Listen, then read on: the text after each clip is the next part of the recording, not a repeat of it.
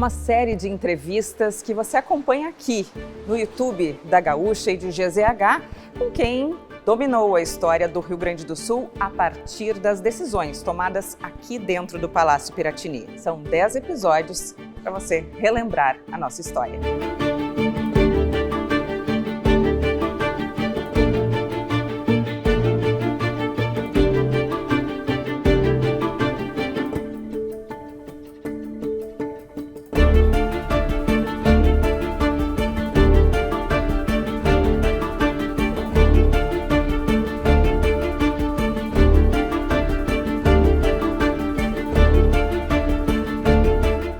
Eduardo Leite, o primeiro e até agora o único reeleito aqui no Rio Grande do Sul. Tudo bem, governador?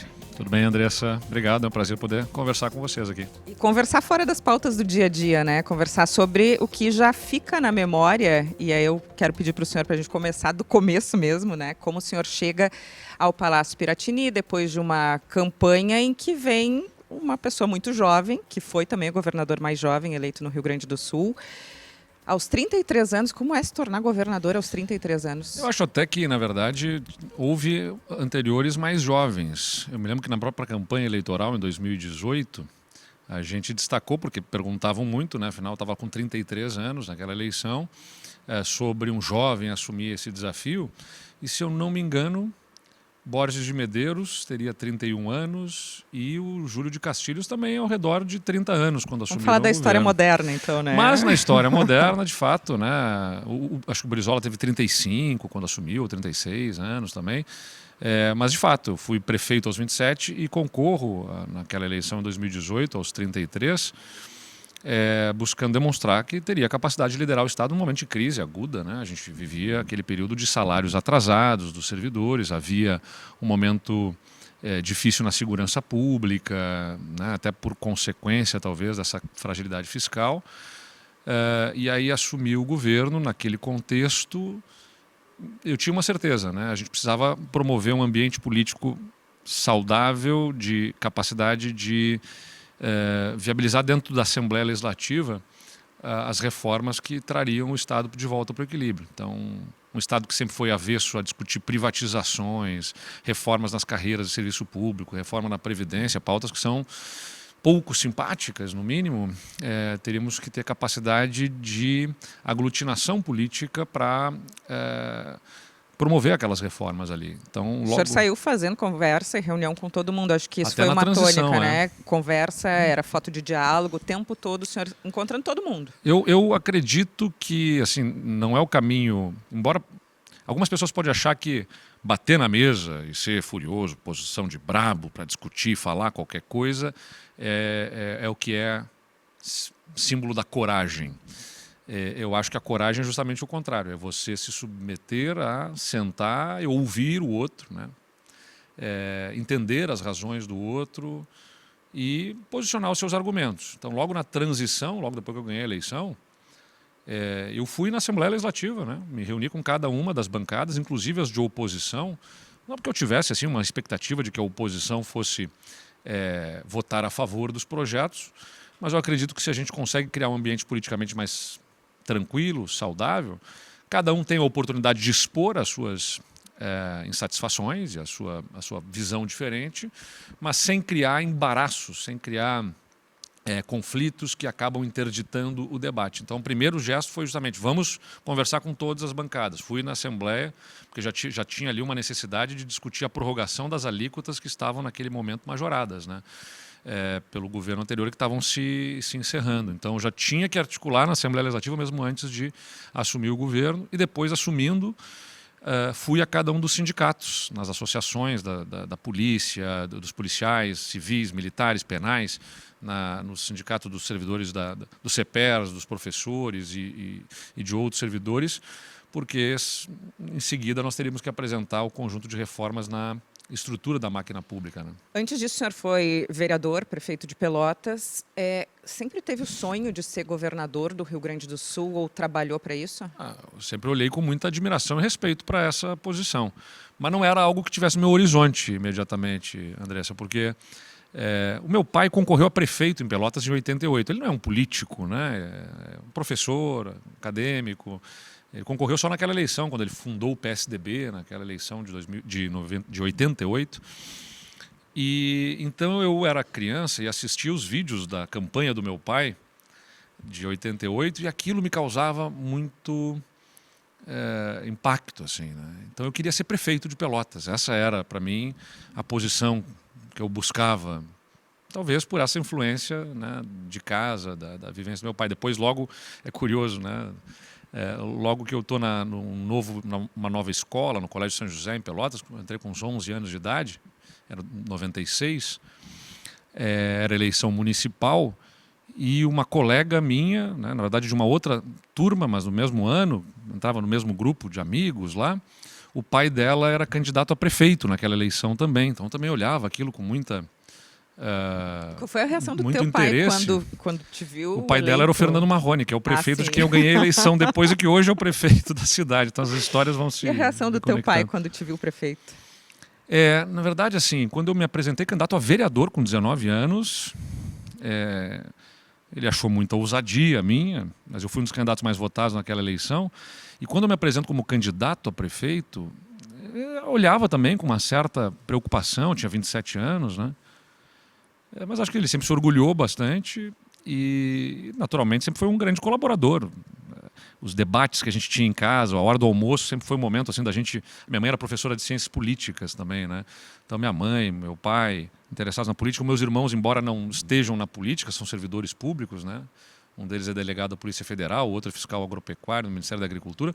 A gente sempre discutiu, debateu muito na mesa os assuntos do dia da política. E assim. quando vem o assunto, vou tentar ser governador do Rio Grande do Sul. Então, e aí eu viro prefeito, saio da prefeitura, né? Termino meu mandato bem avaliado.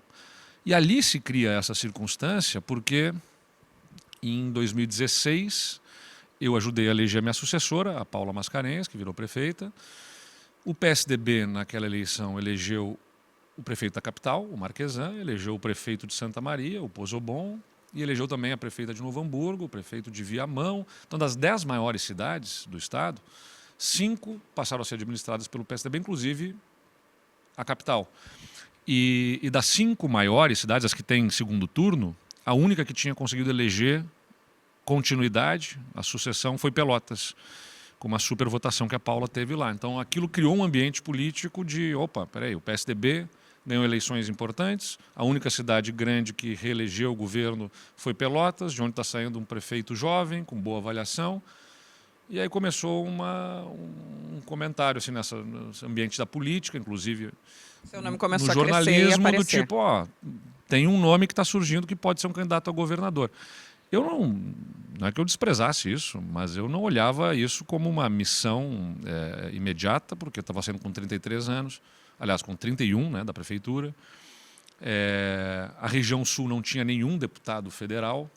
Havia um apelo muito forte para que eu concorresse a deputado federal para buscar ser um representante da região sul do estado naquela eleição. Eu fui morar em Nova York, estudando na Universidade de Colômbia. Quando eu voltei, eu comecei um mestrado na Fundação Getúlio Vargas, em São Paulo, em gestão pública.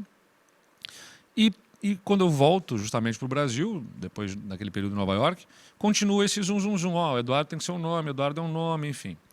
Eu ouvia, naquele momento, pessoas que apelavam, na circunstância difícil que o Estado estava vivenciando, do ponto de vista fiscal, das contas públicas, ao ex-secretário da Fazenda, Aode Cunha, para que fosse um nome candidato a governador. Aí eu fui tomar um café com a Aode lá em São Paulo. Disse, Aode, quero conversar contigo. Eu ouço gente defendendo que tu sejas um nome para poder tentar ajudar o Estado a equilibrar as contas. E ele disse, olha, Eduardo, não é para mim isso, não estou buscando isso, enfim e tal. Eu disse, bom, tá bem, se tu não deseja te apresentar, eu penso. Daqui a pouco eu gosto do executivo, tenho um apelo para concorrer a deputado federal, mas na minha região, mas eu me sinto mais estimulado para cargos executivos. Aí eu me lembro bem que o Aode olhou para mim e disse, tá bem, Eduardo, mas tu tens noção do tamanho do problema que o Rio Grande do Sul tem? O conjunto de ações que precisam ser feitas no Estado para buscar ter algum equilíbrio? Sim, ali o governo já estava parcelando salário, já estava devendo para todo mundo. Final de 2017, já era um momento muito... Às portas da eleição já. Dramático, enfim. E ele falou justamente isso, o conjunto de coisas que precisam ser feitas, porque não tem uma bala de prata que resolva. Vai ter que fazer uma série de medidas. Fazer uma já é difícil, parece que o debate político no Estado é sempre interditado para fazer privatização, como eu falei, para fazer reforma em estruturas da máquina pública. Fazer o conjunto das coisas todas ao mesmo tempo é ainda mais difícil. Tu tens noção disso, Eduardo? E aí eu falei para ele, hoje, eu não tenho expectativa de resolver todos os problemas. Eu sei que não dá para resolver tudo. Mas eu aprendi em Pelotas, justamente num cenário difícil, uma cidade que também tem dificuldades, a região sul do estado tem os seus desafios, que se a gente consegue apontar um horizonte, as pessoas retomam confiança e as coisas melhoram. Então, não vai dar para fazer tudo, mas dá para fazer muita coisa que melhora a percepção da sociedade e a gente vai construindo algo para o futuro do estado. Enfim, em seguida eu conversei também, porque tinha concorrido na eleição anterior e não tinha passado ao segundo turno e tinha sido apoiada pelo PSDB, que era meu partido à época, a ex-senadora Ana Amélia, né? Que também falavam, eventualmente, ela ser candidata novamente. E aí eu me lembro que eu conversei com ela também, senadora, se a senhora for candidata, é naturalmente um nome que reúne muitos apoios, eu não vou me apresentar, mas se a senhora não for. E aí ela me disse também que não pretendia concorrer. Bom, a partir dali eu decidi, então eu vou começar essa jornada. E a família, qual foi a reação? Foi apoio imediato ou foi... Esperem um pouquinho, não é um passo muito grande? A família, ela sempre sofre muito, né? Porque todos me acompanham e me estimulam e me apoiam. Mas, no fundo, como gente que tem carinho por nós, né, que nos quer bem, não é exatamente o caminho que eles desejam, assim, porque a exposição na vida pública, né, a gente tem que ouvir muita coisa que a gente não gosta, a família sofre junto. Nós que estamos na vida pública, a gente acaba criando uma certa couraça, assim, eu digo, né, para poder aguentar a pancadaria. Sim, é uma escolha tua, né? Só que a gente acaba arrastando a família junto e a família sofre um pouco mais. A minha mãe, quando eu senti que ela estava, quando era prefeito de Pelotas, eu estava sentindo que ela estava sofrendo com algumas críticas ali e tal, eu peguei e comprei para ela e para o meu pai passagens para eles viajarem para a Europa, para Portugal. Dei de presente para eles, ó, mãe, vão sofrer em outro lugar. Vai dar uma descansada, vai fazer uma viagem. Minha mãe gosta muito de viajar e meu pai, enfim... Faz o que ela quiser. Deveria ser, faz menos do que ela gostaria. Mas, e aí eu dei a passagem para estimulá-los. Vão lá, vão dar uma espairecida. Aí quando eu me viro candidato a governador, a minha mãe chegou a brincar, agora que vai virar candidato a governador, não basta 2 semanas só de viagem, vai ter que ser mais tempo, vou ter que ir mais tempo. Até porque foi uma campanha bastante pesada, né? Sempre é, né? Sempre é. Ela foi... era uma circunstância, né? Aquela eleição de 2018, o governador Sartori, respeito muito o ex-governador, mas naturalmente nós temos estilos diferentes. Ele era um candidato à reeleição, mas num ambiente muito difícil. A visão que eu tinha, do ponto de vista da oportunidade política ali, era mais ou menos a seguinte: poxa, se o Estado nunca reelegeu um governador, não me parece que a reeleição venha justamente com um governo que, infelizmente, está vivendo uma circunstância muito difícil, embora não seja culpa, na minha visão, do governador Sartori e a situação fiscal que o Estado está enfrentando. Mas me parecia que politicamente não se viabilizaria a reeleição justamente naquela circunstância política que estava ali. E aí, meu olhar era justamente, olha, e se o governador não vai ser reeleito, uma pessoa que eu gosto e respeito, tem o risco de cair nas mãos de quem não faça a coisa certa da minha visão política para o Estado. Então, vou me apresentar. Mas quis o destino que eu fosse para o segundo turno com ele, né? Então, há sempre um enfrentamento, não dá. E mais do que a questão local, o que pegou naquela eleição foi a eleição também nacional, já começando esse processo de polarização mais radicalizada naquela eleição, quando vai para o segundo turno o Bolsonaro contra o Haddad, né? Na eleição nacional. Sim, então, com o Lula preso. Com o Lula preso. Então, era uma circunstância política muito, muito dura que a gente estava vivenciando ali. E esse posicionamento sobre a eleição nacional também pressionando muito a eleição local. O senhor se arrepende de algo naquela campanha especificamente, porque o Sartori, nessa mesma cadeira aí, demonstrou que ainda sente aquela coisa do bumbum na cadeira. Ele ainda lembra daquilo. Eu não entendo que tenha sido desrespeitoso. Eu não fiz nenhuma adjetivação do governador. É uma figura honrada, uma trajetória política que merece respeito, né? Como deputado que foi, presidente da Assembleia, deputado federal, foi prefeito de Caxias do Sul, governador, merece todo o meu respeito. O que eu insistia ali naquele momento, talvez a expressão não tenha sido a que melhor condiz, até com a forma como eu busco me expressar, sempre com muito cuidado, né? Mas era de que precisava um novo ímpeto, né, na liderança do Estado. O Estado tinha enormes desafios, enormes dificuldades, o que de alguma forma, pela dureza do dia a dia do governo, e eu sei bem isso, especialmente depois de 2 anos de mandato, pode fazer com que haja uma certa resignação, um certo, é assim, é difícil, é complicado, enfim, o Rio Grande está com problemas, mas é assim mesmo, tem que construir.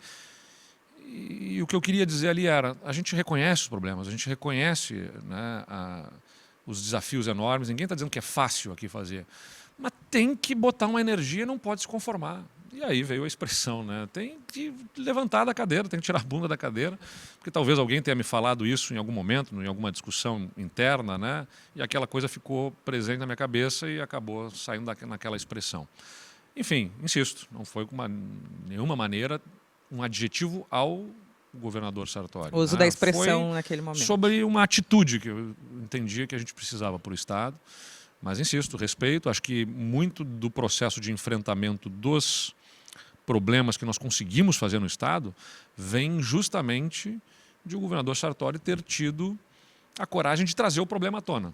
Porque o Rio Grande do Sul não começou a ter crise quando ele atrasou o salário. A crise vem de muitos anos. O Estado usou artifícios, subterfúgios, né, como saques do Caixa Único, saques de depósitos judiciais, para poder contornar os problemas, não tornando eles aparentes para a população, mas estavam lá. O déficit fiscal crônico que o Estado tem nas contas, ou seja, gastar mais do que arrecadava, é algo de décadas no Rio Grande do Sul. Só que foram sendo encontradas alternativas até que ficou impossível e insustentável. E isso eclode no governo do governador Sartori. E ele traz esse problema para debater com a sociedade. Então, se eu consegui fazer muitas das reformas que eu consegui, eu reconheço, foi porque vinha já um ambiente político de debate sobre os problemas do Estado. Que talvez eu não tivesse o ambiente e o contexto mais favorável para finalmente fazer as reformas que o Estado se negou a fazer durante tanto tempo, se não tivesse a crise aguda aparente para a população. Vamos relembrar o que o senhor disse quando foi eleito pela primeira vez. Darmos sequência para adesão ao regime de recuperação fiscal, que consolide a condição de não pagamento da dívida junto à União. Também esforços concentrados no combate à sonegação e revisão de benefícios fiscais que possam significar incremento da receita do Estado. E, insisto, o que vai resgatar o Rio Grande do Sul é o que vai ser feito de agenda que vai gerar na iniciativa privada confiança no Estado para aqui investir e aí gerarmos riqueza que nos ajuda a sair dessa grave crise. A simples adesão ao regime de recuperação fiscal não resolve. Aí está um jovenzinho, né? O cabelo branco veio depois. Antes do... né? Puxa vida, esses anos que eu tive o privilégio, né, de liderar o Rio Grande do Sul foram anos também de especial dificuldade. A crise fiscal eu sabia, né, que não seria fácil e que O senhor imaginou que era tão difícil, porque o senhor, durante a campanha, uma das promessas foi, no primeiro ano, vamos pagar os salários em dia. Não deu. E nós tínhamos uma alternativa para isso. A gente tinha a oportunidade de fazer o chamado follow-on, venda de ações excedentes do Banrisul, para poder colocar aquelas contas em dia no primeiro ano e fazer a retomada do pagamento dos salários em dia no primeiro ano. Enquanto, de outro lado, aprovávamos as privatizações, os processos de privatizações levariam um pouco mais de tempo para serem feitos e as reformas nas carreiras de serviço público ajudariam a conter o avanço da despesa da folha de pagamentos para que a gente conseguisse sustentar a folha de pagamento em dia nos anos seguintes. Então nós não conseguimos fazer aquela operação do follow-on do Banrisul no primeiro ano e isso não viabilizou as receitas extraordinárias que nós precisávamos. Frustrou, né? De alguma forma naquele momento por ter sido uma promessa? Claro que foi uma frustração, né? Mas conseguimos colocar no segundo ano do governo esse salário em dia e conseguimos manter a regularidade desses pagamentos e temos hoje uma situação bastante diferente, né? Na medida em que a gente reduz, isso que é importante, né? Olhar nos números, porque, bom, o processo eleitoral naturalmente vai trazer debates diversos, mas os números não mentem. o Estado gastava quase 80% da sua despesa, da sua receita corrente líquida, com a despesa bruta da folha. Quando você computa tudo que está associado à folha de pagamento, quase 80%. A gente conseguiu reduzir isso para 60% nesses últimos anos. E isso abre espaço dentro das contas para que o Estado volte a ter capacidade de investimento, além de manter os salários em dia. Mesmo que a receita tenha caído. Vamos lembrar que lá as alíquotas estavam majoradas, né? A alíquota de ICMS básica estava em 18% e a alíquota sobre combustível, energia e comunicação era 30%. Era para elas voltarem para 25%, mas aí sobreveio um entendimento judicial e depois uma determinação legal federal em 2022, naquele ambiente da eleição. O presidente Bolsonaro força lá com o Congresso uma redução de alíquota sobre combustíveis e aquilo que era 30% de alíquota sobre combustível, energia e comunicação vira algo em torno de 17% a 20%. Então ali o Estado perde muita arrecadação. E mesmo com essa perda de receita que o Estado teve, a gente conseguiu sustentar as contas em dia ao longo desses anos. Então, claro, é um esforço enorme, né? Imagino, nem na pior projeção poderia imaginar que vinha uma pandemia. Bom, isso não estava no script de ninguém, né? Isso eu me lembro também muito bem ali no final de 2019, dezembro de 2019, eu chamo, né, a secretária Arita, nossa secretária tem as de notícias saúde, do mundo, né? O mundo observando o que está assim, acontecendo no mundo, né, na China, enfim, e na Europa começa aqueles movimentos. E a Arita me reporta, não, governador, nós estamos acionando um plano de contingência a partir do que já se experienciou no passado sobre H1N1, então tem um mapa sobre onde a gente consegue expandir leitos, né, fazer uma expansão de atendimento, de emergência e tal, para isso. Estamos nos preparando para o que possa acontecer, mas ainda assim não tinha a projeção de que ia vir na gravidade daquele tamanho do que aconteceu. E aí no ano seguinte, março de 2020, dia 10 de março, dia do meu aniversário, é o dia que, eu me lembro, a gente terminou um ato no Palácio Piratini e na saída a secretária Arita veio me dizer: governador, temos o primeiro caso reportado aqui no Rio Grande do Sul, confirmado, importado ainda, porque era alguém que tinha ido para a Itália. Tinha viajado. E tinha voltado, estava no Novo Hamburgo, era o primeiro caso de coronavírus no estado. E aí se deflagra, né, um novo momento que domina a agenda do governo naquele momento. Não tem como se preparar para isso, né? Qual foi a sua preparação? Que o senhor fala em números, fala em finanças, todas as reformas necessárias. Para isso dá para se preparar para ser governador. Agora, para uma pandemia, não. Uma experiência inédita para todos, né? Em todos os níveis, nessa escala global, com algo para o que não havia vacina e nem medidas sanitárias consolidadas, né? O processo do distanciamento que se impõe, ele ainda era incipiente naquele momento, e também muita resistência política, porque um ambiente conflagrado politicamente, desafiando a todos nós. Eu me lembro que logo naquele dia, ou no dia seguinte do primeiro caso confirmado, havia um Grenal. E comecei a tomar pressão imediata sobre... Era da Libertadores, né? Que era maior ainda. Cancela o Grenal, governador, cancela o jogo. Se não dá para cancelar o jogo, manda suspender a torcida, não pode ter torcida no jogo, enfim. E eu dizia para as pessoas: gente, está recém começando, isso aqui vai ter uma jornada pela frente ainda. Isso eu já enxergava, isso não é uma coisa que as pessoas estavam entendendo naquele momento. Olha, tranca todo mundo em casa 2 semanas e o vírus vai passar por cima da gente aqui e vida que segue, né? Porque havia aquele ambiente naquele momento, parecia que quase havia uma concorrência sobre qual governo mandava fechar mais e mais rápido e com mais força. Era essa pressão. Eu recebi telefonemas de empresários, depois teve toda aquela situação do abre, fecha e pressões políticas, porque se fechasse era contra a economia e os empregos, mas se abrisse era contra a saúde, então era pressão de todos os lados, né, que nós tomávamos. E eu me lembro de receber telefonema de grandes empresários me dizendo: governador, eu estou parando as minhas linhas de produção, enfim, por favor, determine o fechamento das atividades e tal. E eu justamente argumentava isso. Isso antes do primeiro decreto que a gente emitiu, se não me engano, no dia 18 ou 19 de março. E eu dizia: parar tudo agora vai ser como prender a respiração muito tempo antes de mergulhar. Vai faltar fôlego na hora mais crítica. Então, não adianta a gente parar, fazer distanciamento quando não tem vírus circulando. Quando o vírus estiver circulando é que a gente precisa parar para poder evitar contágios. É uma medida a ser adotada mais à frente, não é agora, nos primeiros casos. Ah, não, mas enfim, tem que parar, porque isso, porque aquilo, porque havia essa sensação, vamos salvar o mundo parando todo mundo em casa 14 dias. Só que não dá para parar todo mundo em casa, porque os serviços têm que funcionar, né? Tem um mínimo de pessoas que têm que circular. Mas aí, quando o senhor pede para parar tudo, vem os decretos, aí não queremos parar porque tudo vai aí quebrar. Você sabe que eu tomei a decisão de fazer o decreto esse primeiro, suspendendo atividades, determinando, né, a suspensão de atividades, numa reunião que fiz com meus secretários e entendemos o seguinte, olha, as universidades estão parando, as escolas estão fechando, já tem empresários fechando atividades, né, por conta própria. Ali eu percebi o seguinte, olha, se nós não liderarmos este processo, nós vamos perder a capacidade de conduzir, né? Ou seja, se não formos nós a dizer quando fecha, também não somos nós que diz quando abre.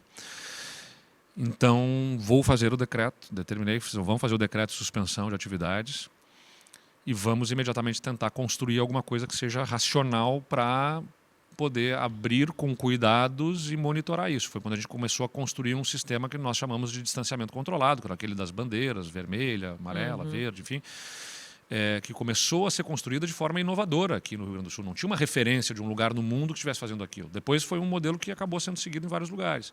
Ou outros lugares foram desenvolvendo ao mesmo tempo. Enfim, não interessa quem copiou de quem ou quem inaugurou. Mas não tínhamos referência e começamos a construir um modelo que era para justamente ter essa melhor convivência. Sabendo que isso nos acompanharia por longo período, não dá para manter tudo fechado o tempo todo e também não dá para ignorar quando há uma circulação maior de vírus e deixar tudo aberto funcionando normalmente. Então, a gente buscou aquele caminho e era uma pressão enorme, né, de todo o tempo. Se restringisse mais, gritos também de que o governador ia causar um caos econômico e social.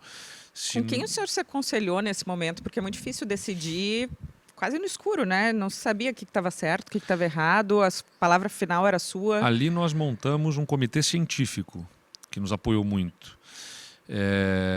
Então tinha um grupo de secretários, ali a secretária Leani foi muito importante também nesse processo, ela é a nossa secretária de planejamento, e algumas lideranças da sociedade civil, alguns empresários também foram querendo colaborar conosco, e eu pedi para esse grupo de secretários coordenar aquele processo, e fomos desenvolvendo a questão do distanciamento controlado e criamos esse comitê científico com diversos especialistas na área da saúde para nos orientar. E fomos somando esse comitê científico também gente da área econômica, porque a gente precisava fazer essa conciliação.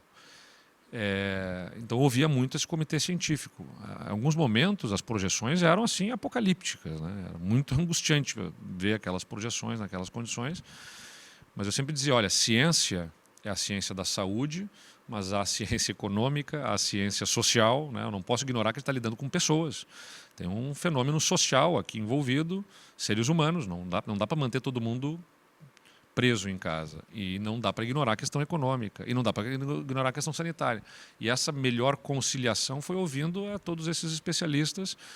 E um orgulho que eu tenho é o seguinte, o indicador que melhor aponta a efetividade das políticas de saúde, de distanciamento, tudo que foi envolvido do tema sanitário naquele momento, é o excesso de óbitos. Porque se você pegar mortes por Covid, um estado que tenha menos diagnóstico, que tenha diagnosticado menos, ele vai ter menos mortes por Covid. Mas você vai observar lá o que se esperava pelo perfil da população, pelo que historicamente há de óbitos naquele estado, que mais ou menos segue uma rotina, né? Assim, morre no estado 10 mil pessoas por mês, sei lá, enfim, não tem esses números agora. De uma hora para outra começa a morrer 15 mil, alguma coisa está acontecendo. Então esse indicador do excesso de óbitos é o indicador que melhor atesta a efetividade das políticas sanitárias. E o Rio Grande do Sul teve, no período da Covid, o menor excesso de óbitos do Brasil, mesmo tendo uma população mais exposta, porque é uma população mais envelhecida e com mais comorbidades. Então eu tenho segurança de que aquilo que a gente fez aqui foi o correto do ponto de vista sanitário, porque salvou vidas, e foi o correto do ponto de vista econômico, porque procurou conciliar também a atividade econômica com as medidas sanitárias. Qual foi o seu momento mais difícil no primeiro mandato? Seguramente a questão do manejo da pandemia. Mas teve algum momento que o senhor desabou, pensou, poxa, logo na minha vez, agora... Assim, é difícil dizer, né? Era aqueles momentos mais críticos, mais agudos da pandemia, seguramente foram os que mais angustiavam, porque era por essa pressão, né? Eu compreendo os que gritavam do lado da economia, eu compreendo os que insistiam em mais restrições. E você tem que tentar arbitrar as duas coisas, não é escolher um lado ou outro. Como eu falei, né? Você tem que reconhecer a questão da ciência do ponto de vista sanitário, e você tem que reconhecer que tem uma parte econômica que influencia a vida das pessoas. Não é porque não é o interesse no dinheiro, mas o interesse no que a economia impacta socialmente e, consequentemente, na vida das pessoas. Então, e do ponto de vista de saúde mental também, né? Então, essa administração com os prefeitos, né? Então, as pressões todas que havia de todos os lados, acho que ali foi o momento mais difícil. E deu para ter um momento feliz? Não me lembro de um assim, episódio específico. Qual foi né? o momento feliz do seu primeiro mandato, dos seus primeiros anos? Devia ter me preparado mais, pegando uma minha agenda. Assim, o senhor não tem um diário mandato, assim? Um diário. Devia ter feito, né? Devia ter feito. Me ressinto de não ter Mas feito. pensa em fazer um livro sobre esse tempo no Piratini, sim. Eu imagino que sim. Uma jornada de gestão de crises, né? Porque foi a crise fiscal, foi a crise sanitária da pandemia. A gente vai chegar na crise do segundo mandato das estiagens, também, né? depois a crise no segundo mandato das enchentes. Então, assim, é óbvio que tem momentos felizes, né? Um estado que está com a crise fiscal que tinha, botar salário em dia foi um momento feliz, né? Imagina. Ou quando a gente começa a fazer a vacinação das pessoas aqui também no estado e avança fortemente na vacinação. E o Rio Grande do Sul sempre foi um dos estados que mais rapidamente vacinou a população, também era um momento de imensa alegria. Eu me lembro do dia que a gente pegou no aeroporto, né? De noite, a gente recebe as primeiras doses, estou me arrepiando de lembrar aqui, as primeiras doses da vacina e vai ao Hospital de Clínicas para fazer a vacinação das primeiras pessoas. Aquilo ali foi um momento assim, excepcional, né? De expectativa, de redenção daquele momento triste que a gente estava vivenciando. O senhor se sentiu sozinho ali em algum momento, porque morava já no Piratini. Como é morar no Piratini? Como é que é quando tudo apaga, as pessoas vão embora, seus assessores lhe dão um tchau e fica o senhor no Palácio Piratini? Assim, em primeiro lugar, morar no Palácio é bem menos glamuroso do que as pessoas possam imaginar, porque o Palácio Piratini é um local de trabalho. A minha decisão de morar no Palácio Piratini, que inclusive, quando tomei essa decisão, foi em algum grau contestada aqui e ali, porque estava um grande apelo de mordomias e privilégios, com essa impressão de que morar no palácio é ter uma rei ali, vida um príncipe, de realeza, né? E não é morar no trabalho. Então você acorda de manhã... Vários ex-colegas do senhor, ex-governadores disseram, não queria ficar no trabalho, dormir no trabalho também não queria, o senhor quis. Eu quis justamente por isso, respeito à decisão deles e talvez porque eles já tinham uma vida em Porto Alegre que eu não tinha, né? Essa é a diferença minha em relação aos meus antecessores. Todos falaram, filhos, família, levar para lá, depois tirar de lá. Exato. Então eles já tinham sido deputados estaduais ou eram deputados federais e fizeram de Porto Alegre a sua base. Então todos eles, pelo que eu acompanho, já tinham um apartamento, uma casa em Porto Alegre e isso talvez fizesse com que o palácio tivesse um aspecto menos acolhedor para eles do que as suas próprias casas. Se eu já tivesse uma casa minha em Porto Alegre, talvez eu tivesse decidido morar também. Mas o palácio é acolhedor, assim, ou te sente... Então, é um lugar muito bonito, histórico, enfim. Eu brinco com as pessoas o seguinte, eu não moro no palácio, eu tenho um quarto e sala num cantinho ali, na verdade é isso, né? Um dia eu vou mostrar para as pessoas aí no final do mandato, o que é morar no palácio. É um quarto e sala, num canto, e depois o que tem na ala residencial são os salões de recepções, o salão dos banquetes, o salão dos espelhos. Tá, mas se dá sede de madrugada, rotina, tem que ir lá na cozinha grande? Era assim, aí eu pedi para fazer uma copinha do lado do meu quarto ali, na verdade tem um frigobar, exatamente, uma cesta de frutas, alguma coisa ali para poder ter consumo rápido, na verdade, ali perto, porque é do outro lado, justamente, a cozinha é no subsolo do outro lado, que é uma cozinha industrial para atender justamente almoços e jantares, enfim, lá do palácio. Então, assim, morar no palácio é morar no trabalho, acho que circulam por lá, sei lá, por dia 600 pessoas, 700 pessoas, né, circulando pelo palácio, porque lá está a Secretaria de Comunicação, agora está terminando uma reforma, enfim, uma Secretaria de Comunicação, a Casa Militar, a Casa Civil, né? O próprio gabinete do governador. Eu me lembro quando eu virei governador e aí fui visitar o palácio, porque eu conhecia o palácio até então naquilo que é visto publicamente. Então vou circular pelo palácio e aí eu descubro que tem terceiro e um quarto andar na ala governamental, naquela parte da frente. Então, o sótão do palácio, cheio de gente trabalhando lá.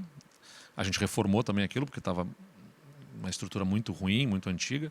Meu pavor lá no palácio era a primeira coisa que eu digo, olha, tinha acontecido episódios de incêndio do Museu Histórico Nacional, do Museu da Língua Portuguesa, enfim, em São Sim, um Paulo. prédio histórico tem que estar bem cuidado, prédio né? histórico desse, com o Estado em crise, como a gente sabe como está. A gente não tem dinheiro agora, mas um dia a gente vai fazer o que tem que ser feito, o Estado vai ter o recurso. Planejem reforma elétrica e PPCI do Palácio, que não tinham, né? Então, constituímos uma equipe de memória e patrimônio dentro do Palácio para poder organizar essas coisas todas. E, quando foi possível, se deu início a uma série de reformas lá no Palácio, porque tinha, assim, lá, fiação de pano ainda, quadros elétricos vão fazendo gambiarras, né, pendurando redes novas, e, enfim, que ofereciam um risco para o Palácio. Então, a gente arruma, conserta essas coisas todas, fizemos um investimento para recuperar o palácio, mas insisto, é morar no trabalho, é gente circulando todo o tempo, se acorda de manhã já está com barulho de gente logo cedo circulando lá pelo palácio e até de noite também. Mas foi muito útil para mim morar no trabalho, especialmente considerando a pandemia e as próprias enchentes. Então, um momento que exigia que eu estivesse disponível integralmente, porque eu não olho para a função de governador como um trabalho normal, com uma jornada. Olha, entro às 8 e saio às 18. Não tem uma jornada de trabalho aqui, eu saio e deixei de ser governador. Não, então eu sou governador tempo integral. E estar morando no trabalho, e olhando ainda nesse contexto todo que eu tive durante o meu governo, com desafios que me exigiram integralmente, foi providencial para estar full time, né? 24 horas disponível, então até altas horas. Começo meu dia às 6 horas da manhã. O que é mais cansativo de ser governador? É receber um monte de comitiva, é ter um monte de reunião, é um monte de evento? Quando perguntam exatamente isso, o que é mais difícil? A agenda, né? A agenda é a parte mais difícil. Você é demandado para tudo, desde receber as comitivas até a pauta política. Sabe que eu lhe conheci, a gente se encontrou a primeira vez quando o senhor foi com a comitiva da festa da Fena Doce. Da Fena Doce, provavelmente. Da Fena Doce na Rádio Gaúcha. Na Rádio Gaúcha, deve ser, então. Isso a aí. tradição que Era nós uma temos das comitiva. comitivas, enfim. A gente buscou organizar durante o meu mandato sempre também o dia de receber as comitivas para tentar otimizar isso, então, né, organiza todos ao mesmo tempo, senão você fica com a sua agenda todo o tempo E todo mundo quer um pouquinho do governador, né? Não é só uma foto ou exato, receber. Todo mundo não, quer procuro dar conversar um atenção pouquinho. sempre para cada um, né? Mas termina o Exatamente dia isso. cansado. Não tem como dizer que não. É muito legal receber o carinho das pessoas, e ao mesmo tempo é uma energia que consome, né? Porque eu quero dar atenção para cada um. Eu sei que para as pessoas é importante. Poxa, está na presença do governador. Eu sempre digo, eu não consigo me ver como governador. Eu sou o Eduardo, o Dudu para minha família, né? Para os meus colegas mais antigos, o Parmalat, na verdade, que era meu apelido no colégio. Sim. Então, eu sou a mesma pessoa de sempre, mas para as outras pessoas me enxergam como governador, passei em campanha eleitoral, exposição, entrevista, enfim. Bom, aí o senhor é visto nacionalmente, o governador do Rio Grande do Sul, e aí o PSDB está ali querendo escolher qual vai ser seu nome. O senhor, que tinha dito que não queria concorrer à reeleição no Rio Grande do Sul, vai lá tentar ser o candidato do seu partido. Sim. Enfrentando o governador de São Paulo naquela disputa. E com várias nuances ali. Aí o senhor sai do governo do Rio Grande do Sul, deixa para o Ranolfo. Foi por causa disso que o senhor se reelegeu? Foi por causa dos seus adversários? É difícil dizer, acho que não tem uma razão específica, né? Acho que o governo demonstrou boas entregas. Eu acho que, na verdade, o fato de eu ter renunciado para estar disponível para a eleição nacional, como fiz naquela eleição, na verdade, foi mais até uma dificuldade para a reeleição, porque, né, precisava justificar isso para a população gaúcha, de ter feito aquele movimento. Mas eu tomei essa decisão quando eu observo, embora meu partido, né, observasse que o candidato que tinha vencido as prévias, o governador João Dória, não seria candidato, eu percebia que o partido teria dificuldade de fazer a troca do nome, né? E acabou as coisas acontecendo no sentido de apoiar a então senadora Simone Tebet, enfim. Um processo político merece um programa específico para discutir. E eu tomo a decisão de, então, no governo, de voltar ao governo do Rio Grande do Sul. E naquele contexto, o Ranolfo tinha assumido a titularidade. Ao assumir a titularidade, ele não poderia concorrer a outra coisa que não fosse a um novo Ele mandato não de poderia governador. ser seu vice, por Ele exemplo. não poderia ser vice, nem deputado, nem nada mais. Então, quem está no cargo de governador só pode concorrer a um novo mandato de governador, por uma vez. E havia outros pré-candidatos, como o Gabriel, que virou meu vice-governador, também com legítima aspiração. E era muito difícil naquele cenário político que a gente estava vivenciando que um fizesse o movimento em direção ao outro, porque os dois tinham patamar semelhante nas pesquisas, um estava no governo, né, o outro era de um grande partido, enfim. E naquele cenário que poderia acontecer ali de fragmentação, potencialmente nós favoreceríamos opositores com os quais não compartilhávamos do mesmo pensamento. E aí que eu tomo a decisão. Bom, o Ranulfo entenderia fazer um movimento em minha direção para que eu fosse candidato uma vez mais, e acho que isso mostra muito do valor também dele. Ele era o governador no cargo, né? Se ele quisesse, insistisse, não, assumir, quero ser o candidato, agora ele poderia... Vocês sempre se deram bem desde o primeiro contato? Olha, foi, vou dizer assim, amor à primeira vista. Né? Casamento arranjado a gente sabe que não foi, né? Mas, foi uma coisa... mas foi uma sintonia muito forte. O Ranulfo foi um servidor público de excelência, assim, daquele que tem o espírito do serviço público, né? Delegado que foi, chefe de polícia, secretário de segurança, vice-governador, governador do estado, enfim. Nesse momento, nosso chefe da Casa Civil. E muito consciente, porque a posição do vice exige essa consciência de que, olha, estou aqui numa posição de substituição, sucessão eventual, mas para colaborar. Se o vice quiser criar problemas, cria problemas. Né? Já vimos isso acontecer aqui no estado e em tantas outras dinâmicas, né, políticas Brasil afora. Então o Ranulfo foi um grande parceiro, nos demos muito bem. Tanto é que convidei ele para, neste final de mandato, estar conosco na Casa Civil. E da mesma forma como o Gabriel também. Mas então, como eu disse, naquele contexto, em 2022, o meu nome seria o convergente para aglutinar nomes que eventualmente concorreriam separados se eu não fosse candidato. E aí me apresento candidato à reeleição, porque tinha sido eleito antes, mas uma reeleição fora do cargo. O senhor tinha falado que não achava bom ter reeleição, ou não seria candidato à reeleição lá na primeira campanha em 2018. E aí, para construir esse discurso para as pessoas que, obviamente, iam lhe criticar, e lhe criticaram. Sim. O senhor acompanha a rede social ou fica alheio a isso? Acompanho, vejo algumas coisas, não fico me prendendo.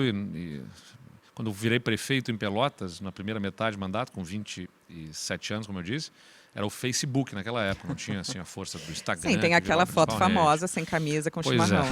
Tem aquela foto também. Quantos votos deu aquela foto? Não sei, porque ela só saiu mesmo, ela apareceu depois da eleição. Depois. E aí eu me lembro justamente de, olhando as redes, eu comecei a ficar muito impactado com as coisas absurdas que as pessoas falavam, né? E aí eu parei de olhar, assim, mas não dá para ignorar. Então eu acompanho lá, vejo algumas coisas, mas honestamente às vezes me mandam um vídeo, olha, isso aqui é absurdo que estão falando de ti, eu não quero nem ver, entendeu? Porque tem coisas muito absurdas, sei lá. Eu já vi gente dizendo que a chuva, a enchente foi causada por máquinas que o governo tem para fazer chover daquele jeito, que foi tudo arranjado, que é uma coisa assim absolutamente nonsense. Mas tá lá, e tem, sei lá, milhares de curtidas, postagens dessa natureza. Então tem, infelizmente, as redes melhor sociais... ir passando, assim. Infelizmente, Humberto Eco disse, né? A internet deu voz a muita gente, inclusive aos imbecis, segundo ele. Deu voz para muita gente, que bom, muita gente falando, que bom, menos intermediários, enfim, é o desafio da internet também as pessoas falarem absurdos. Eu, inclusive, quando fazem declarações homofóbicas ou preconceituosas, por exemplo, eu faço questão também de acionar a minha equipe de advogados e entrar judicialmente, porque para mim esses crimes não podem passar. Por que o senhor escolheu aquele momento da entrevista com o Bial para dizer que o senhor é gay? Eu já tinha falado, eu nunca, desde que eu me entendo como um homem gay, eu nunca criei um personagem, nunca tentei convencer que eu não era. Isso para mim foi um processo de aceitação também. Fui criado, como todos nós nesse mundo, que buscou convencer de que isso era uma coisa errada. Então eu não me aceitava. a história de todos nós, homens, ou de boa parte de nós, homens gays da minha idade, é um pouco isso. Nos reprimirmos, não nos aceitarmos, tentarmos nos convencer de outra coisa, porque, né, medo da família, os amigos, como é que vai reagir, como é que vai ser o contexto, enfim. Mas desde que eu aceitei isso, nos meus 25 anos de idade, diante ali eu digo, olha, não vou criar um personagem, então não vou tentar convencer as pessoas que eu não sou, mas não vou falar a respeito, porque eu quero... Estou na vida pública. Sim, não era contar para a família, era contar para o Rio Grande do Sul e talvez para o país inteiro, como o senhor acabou fazendo. Estou na vida pública e quero que as pessoas me conheçam pela minha capacidade de trabalho. Eu não quero ser sintetizado pela questão da minha orientação sexual. Respeito muito aquelas pessoas que fazem dessa a bandeira política. E elas são muito importantes, essas pessoas. Até isso o senhor teve de crítica, né? Como não assume essa bandeira? Exato. Não, eu assumo essa bandeira também, só que ela não é a bandeira, né? Porque eu acho que ela é muito própria que seja erguida como a grande bandeira para quem está no mandato parlamentar. Porque o mandato parlamentar ele é próprio para a representação de partes da sociedade.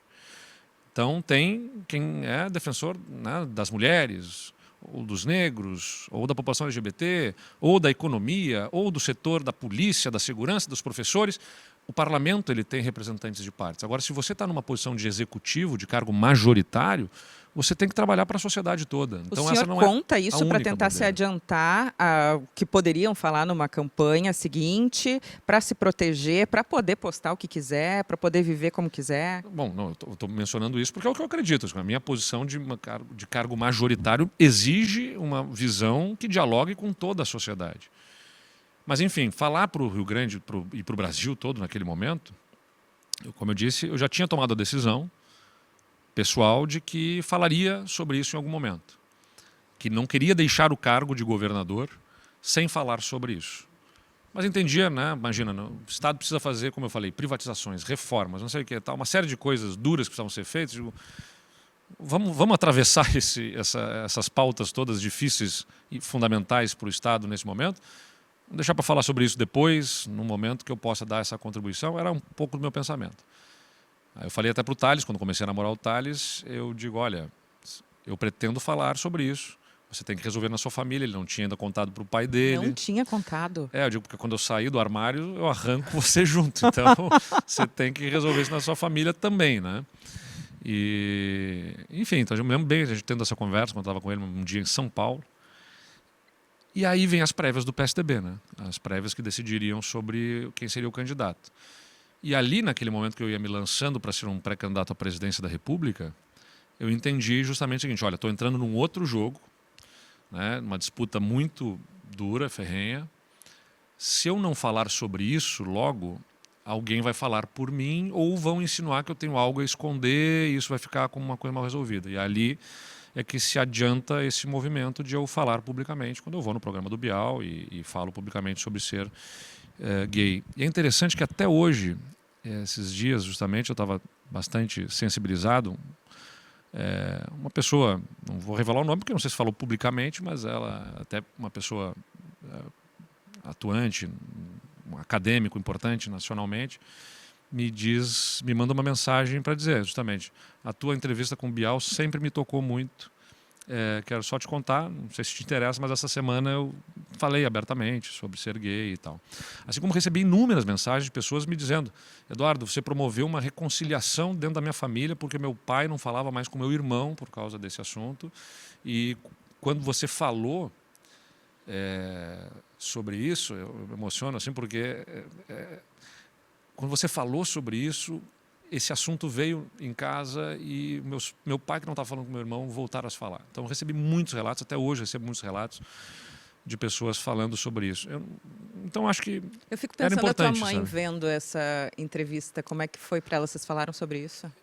No dia anterior da entrevista, eu fiz uma videochamada com minha família toda. Eu disse, preciso falar com vocês. Eu fiz uma videochamada. Eles já sabiam, né? Eles já sabiam, não? Já sabiam. Já tinham falado abertamente sobre isso. Já tinham falado sobre isso. Eu nunca parei para ter uma conversa, assim. Eu tinha um pouco de preguiça dessa coisa, tipo, preciso contar uma coisa para vocês e tal. A minha forma para dentro de casa foi, em primeiro lugar, para os meus irmãos. Eu me lembro Eu namorava à época, eu era prefeito e disse para o meu irmão, só, você tem um programa para hoje de noite? Ah, não tem. Então vamos sair para jantar que eu quero apresentar uma pessoa para vocês. Foi assim, aí já levei, apresentei e tal. E aí, naturalmente, isso vai ao conhecimento dos meus pais pelos meus irmãos e tal. E Aconteceu naturalmente. Foi ali. naturalmente, sem grandes problemas. Claro, sempre tem alguma coisinha assim, né? Aí a e ligação aí de a vídeo ligação pra de família. vídeo foi porque eu digo, ó, amanhã eu vou dar uma entrevista e eu pretendo falar sobre isso publicamente e tal. Vocês têm que saber, né? Só para vocês se prepararem, porque isso vai ter uma repercussão, enfim. Naquela conversa na família chegaram a aventar, precisa mesmo disso? Precisa falar publicamente sobre isso? Eu digo, precisa. Eu sinto que na posição que eu estou, eu devo falar sobre isso. Acho que é importante mostrar para as pessoas, enfim, que elas podem e devem ser quem elas quiserem, em qualquer lugar, em qualquer ambiente, inclusive da política. Acho que isso faz diferença. E inclusive pelas questões políticas envolvidas com essa pré-candidatura à presidência. Não posso ser um pré-candidato a presidente e ter isso mal resolvido, ou não tá Ficar exposto. Esperando que apareça em Exatamente. algum momento. E então fiz aquela videochamada com eles e sempre me apoiaram muito. Não posso me queixar. Eu sempre insisto nessa coisa. Todos nós que somos homossexuais, essa conversa eu tenho com amigos, enfim, relatam histórias semelhantes, assim, justamente de uma vida, como eu falei, de privações, de receios, de restrições. Recentemente estava num casamento de amigos nossos, família de um dos noivos evangélica. Alguns se recusaram a estar lá no casamento. A mãe se dispôs a estar, ele muito emocionado, porque a mãe, mesmo sendo evangélica, enfrentou todas as suas questionamentos em relação àquilo para estar junto com o filho. Então todo mundo tem uma história semelhante, mas nem de longe eu posso dizer que o sofrimento que eu tenha tido com uma família que me acolheu, que me respeitou, enfim, seja o mesmo de outras pessoas também homossexuais que são muito mais estigmatizadas, né? Como pessoas trans, né? Como aquela pessoa na periferia que, além do preconceito de orientação sexual, sofre um preconceito racial, né? E outros estigmas, enfim. Então, nem de longe quero comparar a dor que eu sofri, que eu vivenciei na minha jornada, com a de outras tantas pessoas. Eu tive um ambiente de acolhimento da minha família, de entendimento, pais professores, né? Uma família aberta para isso, que entendeu. Mas, como eu disse, eu achava que era importante falar também sobre isso publicamente para poder demonstrar, olha, sou governador do Estado que é tido como conservador, embora, sempre digo, elegeu um dos primeiros governadores negros, uma das primeiras governadoras mulheres, né, e o primeiro governador assumidamente gay no Brasil. Então, o Rio Grande do Sul, embora tenha essa visão conservadora sobre o nosso Estado, tem muito acolhimento, tem também gente, né, com pensamento para frente, progressista. Qual foi a campanha mais difícil? A de 2018 ou a de 2022? Porque a gente já falou do Sartori, mas no segundo turno de 2022 teve a Onyx Lorenzoni e tem aquela imagem que é muito lembrada até hoje, do não aperto de mão depois de um debate da Rádio Gaúcha. Mas antes disso, o senhor quase não chega ao segundo turno. Sim, exatamente, tem bem mais lembrado, isso, né? 2.000 votos, né? Sabes que é o seguinte, logo no início da campanha eleitoral, eu me lembro bem, no nosso QG lá, da comunicação da campanha. Da reeleição. Da reeleição, com o Fábio Bernardi, que era o nosso encarregado da comunicação, e com a equipe que a gente chama a mesa, né, um grupo que se reunia, a gente trocava ideias. Eu sempre me debrucei muito sobre os temas da comunicação, da campanha também. E analisando dados de pesquisas, eu dizia para ele justamente isso. A gente tem que chegar... Todas as pesquisas me indicavam na liderança, me indicavam, né, à frente dos adversários, governo com boa avaliação, enfim. Mas olhando para eleições anteriores que a gente tinha aqui no Estado, eu disse exatamente isso lá para o Fábio e para a equipe toda. A gente tem que chegar no dia da eleição com gordura para queimar. Porque nós vamos perder muito voto no dia da eleição por conta da polarização nacional. A eleição nacional era Lula carrega... e Bolsonaro lá, o senhor... Eu não em estava cima com do nenhum muro? dos dois. Em cima não, do não muro, em cima dá do pra muro. dizer? Não eu tinha uma candidata, era Simone Tebet, a minha candidata. Só que dentro dessa polarização, nenhum deles me representa. E insisto até hoje, né? As pessoas insistem, tem que se posicionar. Eu sou posicionado. Qualquer assunto que você quiser que eu me posicione, privatização, diversidade, questões de segurança, da educação, o que quiserem. Eu tenho posicionamento. O que eu não tenho é adesão a Lula ou Bolsonaro. O mundo, a política, tudo é muito mais diverso. Eu digo, entre o dia e a noite tem o amanhecer, o crepúsculo, o alvorecer, tem entre o quente e o frio, tem variações de temperatura, entre o inverno e o verão, tem a primavera, o outono. Não existem duas opções apenas. Há uma Mas tinha lá Lula e série de Bolsonaro, possibilidades. aqui tinha Edgar Preto e o Onyx Lorenzoni e o senhor ali. E eu dizia exatamente isso. E os dois adversários principais carregam o mesmo número dos que polarizam a eleição nacional. Isso vai contar no dia da eleição. Então, o eleitor está votando em mim e no Bolsonaro, alguns da direita, porque rejeitam a esquerda. E tem eleitores votando em mim e no Lula. No dia da eleição, a tendência de muitos desses eleitores acabarem alinhando o seu voto, porque a eleição nacional tem um peso, carrega, é grande. Então nós temos, eu tenho certeza, eu tenho certeza que eu não vou fazer os votos que a pesquisa me dá. Naquele momento dava 40%, 42% das intenções de votos, na véspera da eleição. Todas as pesquisas, as nossas internas, as pesquisas públicas e até as dos adversários que a gente acaba tomando conhecimento, davam em torno de 40%, 42%. E chega na hora da eleição, eu via justamente que poderia acontecer esse fenômeno. O Edgar Preto tinha subido, começava em algumas pesquisas, inclusive, a ameaçar tirar o Onyx Lorenzoni, e aí esse fenômeno a gente já viu acontecer no passado, quando a Ieda cresceu no final da eleição. E ainda e os tinha votos gente do achando Rigoto que migraram, poderia né? escolher quem ia com o senhor para o segundo turno. Exatamente, como as pesquisas todas me davam em primeiro lugar, muitos podem ter feito essa conta. Já que o Eduardo já está no segundo turno, eu vou tentar tirar aquele que eu mais rejeito. Então, os que rejeitavam o Onyx, votando no Preto. Como é os que foi votavam aquele momento da apuração ali? Porque eu lembro que a gente estava trabalhando e era vai e vem, né? Foi. Eu sabia, portanto, que eu não teria aquele volume de votos. Eu sei, Não eu foi uma conheço o nome, surpresa total. mas não imaginava que ia ser do tamanho que foi, né, a movimentação dos votos. Eu só soube com certeza de que eu estava no segundo turno com 99,8% das urnas apuradas. Então, eu me lembro que eu estava acompanhando na casa dos meus pais lá em Pelotas, eu subo para, né, vendo que a eleição seria apertada, só subi, um monte de gente circulando lá, vamos para uma área mais reservada porque eu não quero estar com muita gente na volta nesse momento. E aí sobem alguns membros mais próximos da minha família, a gente acompanhando. E o curioso, né, é justamente isso, que a família que não quer que a gente se envolva é a que mais sofre também nesse momento. Porque eu dizia para eles, gente, está tudo bem. Eu me realizo na política me colocando à disposição. Se o povo quiser encontrar outro caminho, está tudo bem, eu não vou ficar triste, alguma medida sim, mas não uma frustração. Eu me realizo me colocando à disposição. Entendem que o caminho é outro? O povo é soberano, absolutamente soberano nas suas decisões. Ele é o dono da coisa toda. Então, se entendeu que tem que ter outro caminho, beleza. Estou feliz de me colocar à disposição. Mas era a minha família que mais sofria. Eu me lembro da minha cunhada, quando finalmente estão 99,8% das urnas, está matematicamente Eduardo no segundo turno, ela desabou chorando ali, né? Ela mais emocionada ainda. O senhor chegou a chorar?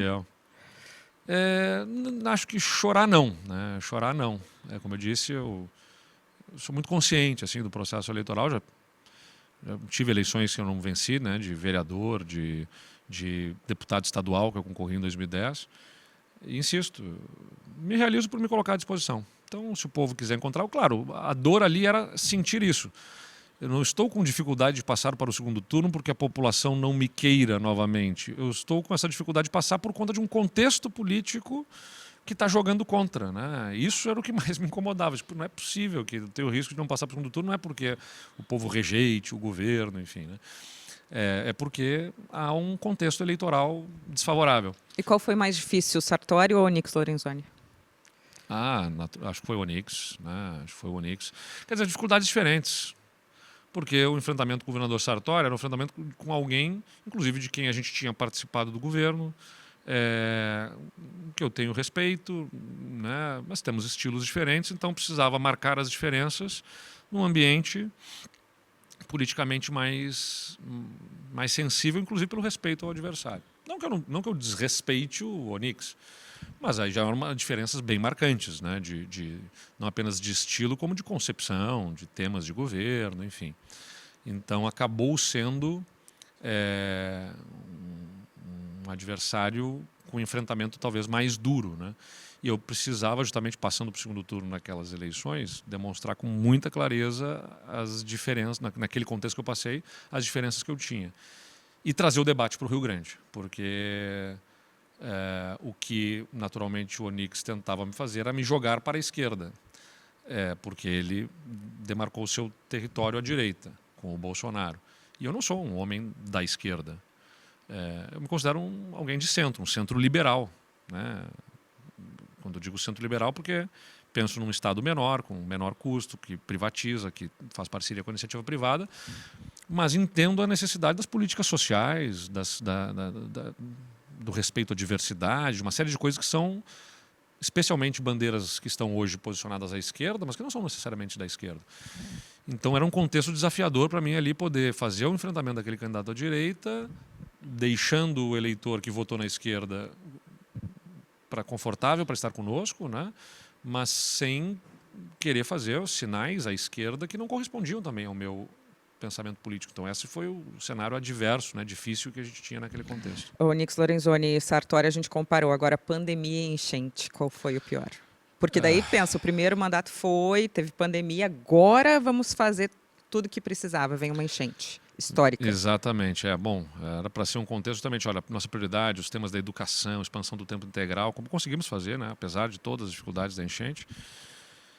E aí tivemos primeiro, importante lembrar, né, um fenômeno em Caraá e Litoral Norte, aqueles vários no Maquiné, Vale, enfim, que foram do atingidos Taquari. primeiro em junho de 2023, depois setembro de 2023, a gente teve um outro episódio do Vale do Taquari, novembro de 2023, mas aí eram mais localizados, e aí maio de 2024, que foi algo inédito no Brasil na proporção que teve de alcance geográfico mesmo. Não, o senhor fazia um vídeo no população. Instagram com defesa civil, as pessoas Sim. já paravam para ver, né? A enchente foi mais difícil que a pandemia, porque ela foi mais violenta e foi nossa, não foi dos outros. Então, a pandemia ela tinha um contexto global. Como eu falei, você não tinha referências, mas estava todo mundo vivendo aquilo ao mesmo tempo e todo mundo procurando referências aqui e ali, né? E ela foi mais gradual, a pandemia também, porque começa um caso, alguns casos, vai subindo, você vai se preparando e prepara os hospitais e cria leitos, enfim. E foi uma jornada mais longa, mas teve um processo, né? A enchente, em poucos dias, você tem um território arrasado. Começa ali no final de abril, né, especialmente essa de maio de 2024. Final de abril, os primeiros fenômenos, os primeiros eventos no centro do estado. Em seguida, ali, no 1º de maio, no 29 de abril, foi 29 de abril, 30 de abril ali, o Vale, a região dos Vales. E, na sequência, 3 de maio, colapsa, né, Porto Alegre, a região metropolitana. Qual foi o momento mais difícil desses? Porque eu lembro quando fechou o aeroporto e aí a gente fica o aeroporto, uma coisa que é muito grande. Qual foi o seu momento mais complicado? Difícil escolher um naquele contexto, porque o que acontece né, no dia, se não me engano, foi no dia 29 de abril, eu faço, né, já com a experiência de termos vivenciado setembro e novembro de 2023, aquilo gera, né, uma consciência maior desses desafios climáticos. A equipe da Defesa Civil me reporta, a gente faz o primeiro alerta, olha pessoal, vamos enfrentar muitas dificuldades, atendam os pedidos da Defesa Civil, deixem os locais de risco, saiam, vai ser difícil, vai ser complicado e tudo mais. E aí no dia seguinte, no dia 30 de abril, eu faço os primeiros contatos percebendo que seria ainda mais grave, faço os primeiros contatos com o ministro da Defesa, Múcio, faço contato com o ministro Pimenta, que era o ministro gaúcho, embora não fosse da área, né, para a Defesa Civil, para qualquer coisa relacionada, mas era o integrante do primeiro escalão federal do Rio Grande do Sul. Precisamos de todo o apoio aqui, manda tudo que puder, porque vai ser muito ruim, já estamos vendo isso. E observando ainda uma dificuldade de movimentações naquele momento do governo federal, e aqui não é uma crítica, deixar claro, porque eu sei, assim, a todo momento, países de dimensões continentais como o Brasil, está acontecendo alguma coisa em algum lugar. Então, eventualmente, lá em Brasília não estão entendendo que o que está acontecendo aqui é fora da proporção do que está acontecendo em outros lugares, né? Porque tem granizo, tem vendaval, tem chuva, tem enchente a todo momento em algum lugar do país, né? Então eu estava me esforçando para tentar traduzir para eles, olha, é muito ruim, manda tudo que tiver para mandar para cá. E a minha equipe me dizia, olha, ainda não saiu nada de Brasília, ainda não veio comando, ainda não veio ordem para mobilizações em direção ao Estado. Eu ligo para o vice-presidente Geraldo Alckmin, que é uma pessoa da qual eu sou bastante próxima e tenho um grande respeito.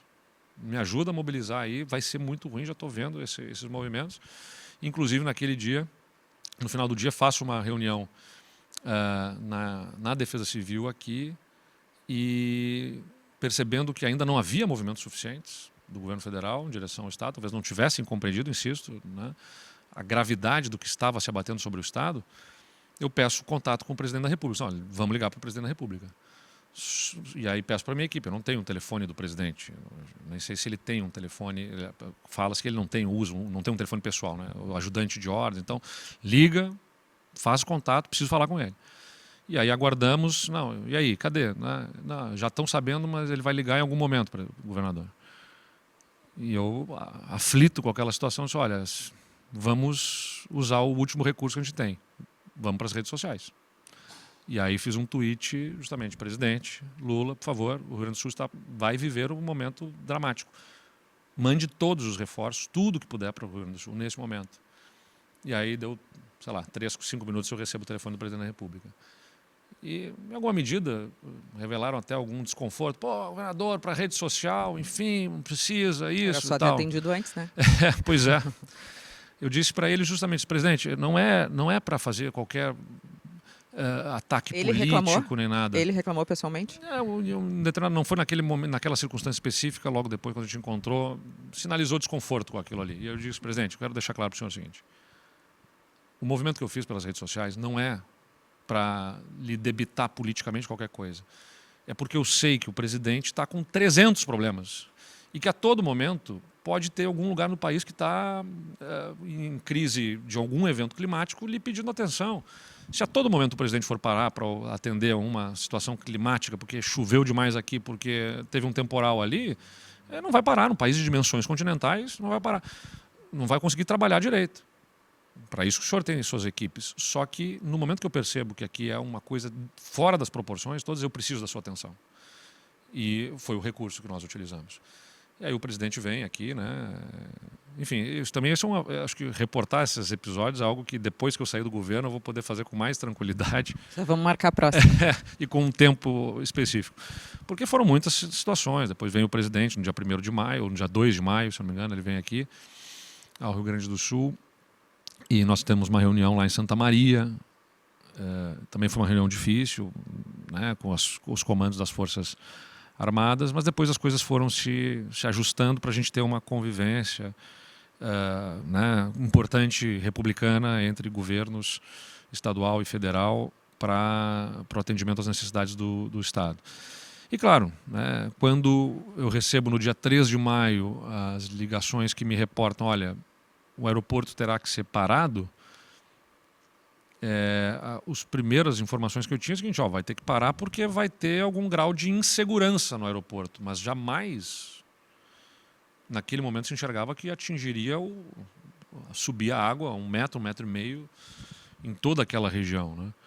E aí se paralisa a atividade no aeroporto, inclusive as aeronaves do Estado, né? Um helicóptero que estava desmontado para manutenção foi perdido lá, enfim, uma circunstância toda bastante difícil lá. Enfim, então, aquela sequência de fatos ali, e claro, quando eu vou depois ao interior, o meu desespero naquela circunstância, André Serra, eu aprendi na minha vida pública, fui prefeito, tive situações de inundações na cidade. Lá em 2015 também, um outro fenômeno de El Niño, chuvas, Laranjal foi inundado, enfim. E eu sempre tive clareza do seguinte, na crise você tem que estar na linha de frente. Às vezes você ainda não tem a resposta para dar, mas você tem que estar lá na linha de frente. Você não pode ficar escondido, você tem que se apresentar, ser visto. O ponto ali é onde que é a linha de frente quando você tem a região central do estado, os vales, a Serra Gaúcha com deslizamentos, outra, né? Aqui na capital, na região metropolitana, o desespero de estar em todos os lugares ao mesmo tempo. Eu não teria capacidade de estar, porque eu também preciso estar comandando centralizado isso. Mas imediatamente que eu pude fazer essas incursões, e aí, claro, eu me lembro da cena quando eu vou lá em Roca Salles e circulando pela cidade, né, muito afetada. Uma diretora de uma escola está limpando a casa dela, próximo da escola, e ela me enxerga e vem correndo em minha direção e me abraça, chorando muito, e dizendo: governador, toda a documentação da escola foi perdida, eu não sei o que fazer, tenho que fazer a prestação de contas. Ela estava com a casa dela, ela estava preocupada com as coisas da escola ali. Né? Fica tranquilo, isso a gente vai dar um jeito, vai se resolver. Não, né? Então, assim, foi muito dramático assim, ver aquela situação, muito difícil, né? Ver... Eu chorei muito naqueles dias ali. Nos momentos em que eu estava sozinho, né? Claro. Os poucos momentos que eu estava sozinho. Era aquela coisa, estar liderando reuniões. Eu me lembro de sair assim, para ir no banheiro, e aí cruzo a sala em casa, lá no Palácio Piratini. Em casa. As notícias correndo, e eu paro um instante, olho tudo aquilo e vejo assim, meu Deus, assim, é o meu povo, entendeu? Assim, é a minha Parece gente, mentira, é para quem eu estou né? trabalhando, Parece sofrendo uma dor gigantesca, assim, né? E é claro que a gente sofre isso junto. Mas, enfim, insisto que também, daquele momento de dor, emerge o que há de melhor na população. E também um enorme desafio de manejar a comunicação, né? Porque aí a política começa a interferir. E aí começa a história, está parando doações, está não sei o que, teorias conspiratórias diversas. E você tem que manejar essa coisa da comunicação, e você está dando entrevista todo o tempo também. E naturalmente você cansa da entrevista, e eventualmente numa entrevista você fala alguma coisa de um jeito que não é bem interpretado, já transformam aquilo também para fazer um ataque. Então a gente vivenciou momentos muito, muito duros quando você compara com a pandemia, porque na pandemia você consegue calcular um pouco mais e organizar. Na enchente é pancadaria direto e toda a atenção do país voltada para cá. Né? A gente já estourou o tempo, mas em nossa defesa, né, são 2 mandatos. Os outros tiveram o tempo de 1 só. O senhor é o único reeleito até agora aqui no Rio Grande do Sul. Então, acho que deveria ser 2 programas. Mas tem algo para a gente ir encerrando que o senhor gostaria muito de ter feito nesses quase 8 anos e não conseguiu fazer, exatamente porque teve pandemia, porque teve enchente? Algo que ficou faltando? Bom, vamos lá. Especialmente nesse segundo mandato, digo que a gente tem um plano de governo e vem as enchentes, e aí você tem que desenvolver um outro plano de governo. Então, todo o nosso plano original, ele desliza em alguma medida, ele desloca, né, em função da enchente. Você tem que reorganizar toda a sua atenção e energia e agenda para aqueles temas da enchente. Então, por exemplo, né, o próprio processo de concessões, enfim, que a gente ainda está lutando aí muito para, nesse final de mandato, concluir processos, enfim, que eu considero muito importantes, críticos para o Estado, e eram leilões, enfim, que deveriam ter acontecido antes, mas que acabaram sendo impactados e afetados também pela agenda que se direcionou para as enchentes.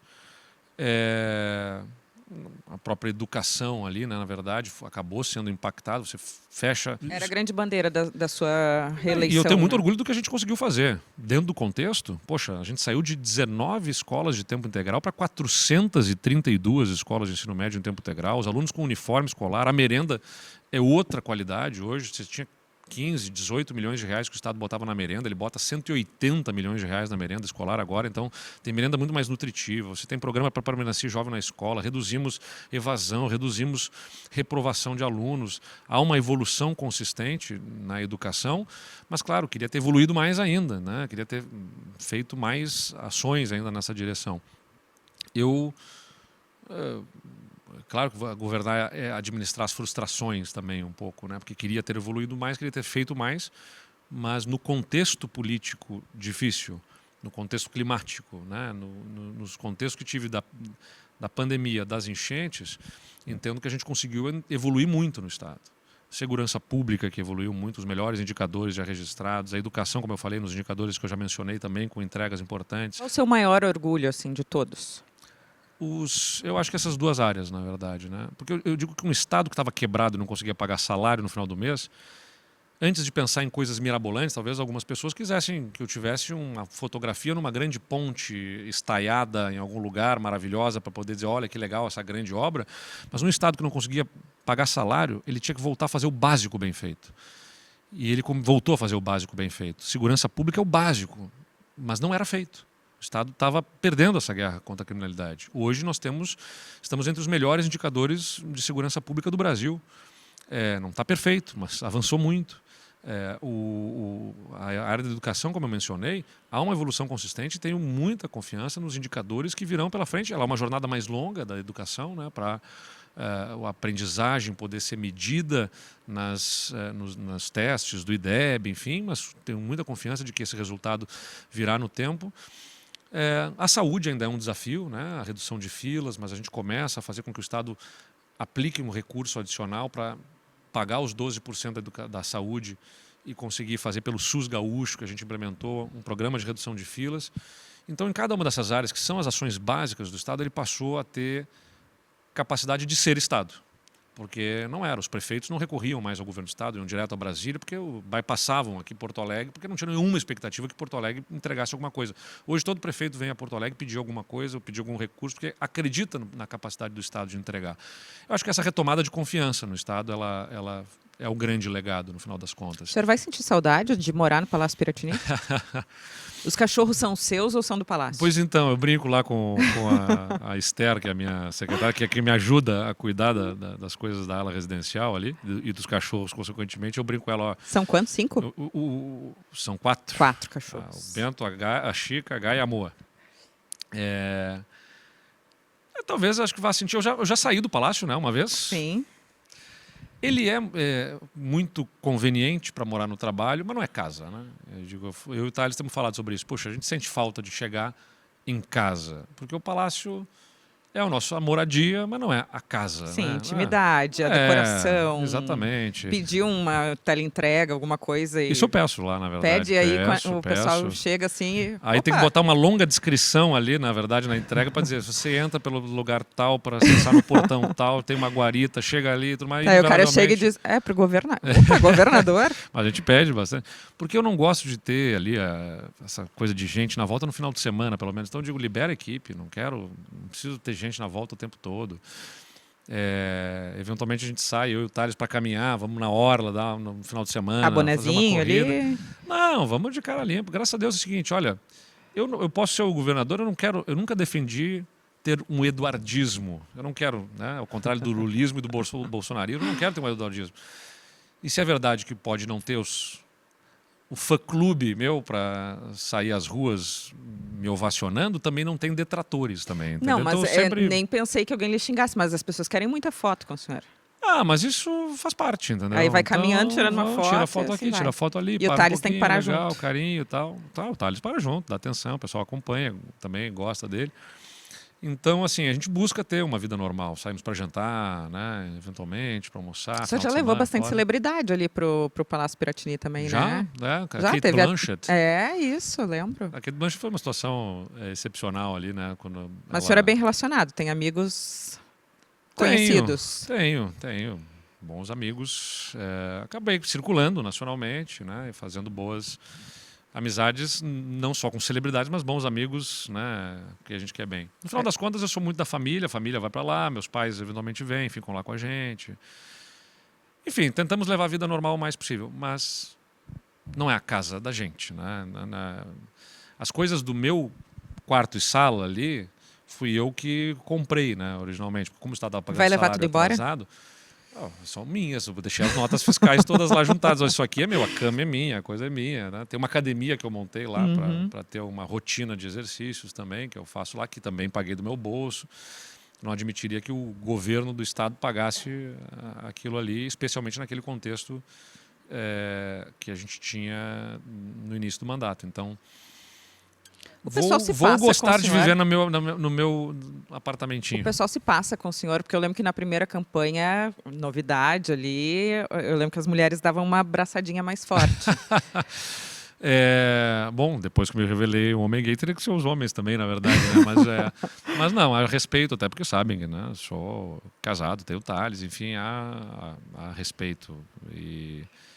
Mas há muito carinho também, né? É muito legal. Sim. Isso, é muito bacana. Eu insisto, muita gente vem pelo perfil que eu tenho, pelo que eu defendo na política de sobriedade.